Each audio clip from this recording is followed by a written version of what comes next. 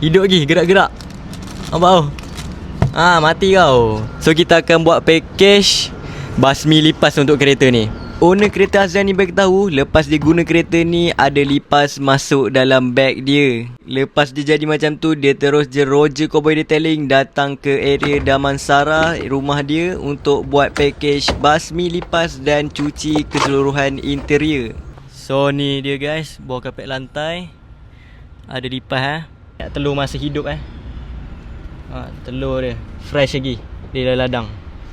Dekat area kapet lantai ni memang favourite spot lipas bertelur. Sebab tu kita kena bawa keluar supaya dapat sedut telur-telur ni, supaya dapat buang. Barulah lipas takkan ada lagi dekat kereta korang. Area atas kapet lantai ni pun memang kotor, berlumpur. Kita sedut juga supaya betul-betul bersih dan cantik. Area bonet korang pun kita orang akan keluarkan tayar spare, cuci bersih-bersih dalam ni supaya betul-betul bersih kereta korang. So kita masuk balik interior kereta, kita akan spray racun lipas supaya mati guys lipas-lipas dalam kereta korang tu. Lantai besi ni pun kami akan cuci juga. Seat pun owner memang nak cuci sebab dah bertumpuk-tumpuk. Seat kereta ni pun tak pernah cuci, sebab tu bila kita sedut memang gelap guys warna dia. Nampak tu.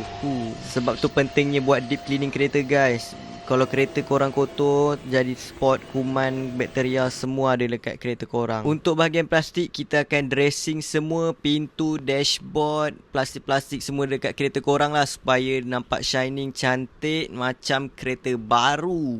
Jadi kalau korang berminat nak buat deep cleaning kereta, nak basmi lipas dalam kereta, boleh Wasabi nombor di bawah ataupun di bio Cowboy Detailing. Apa-apa korang boleh check je, nak tanya harga ke, nak tanya apa semua servis kita orang ada, boleh Wasabi. Cuba komen dekat bawah guys, 1 hingga 10 berapa korang rate job macam ni, berbaloi ke tak, boleh siap datang rumah lagi.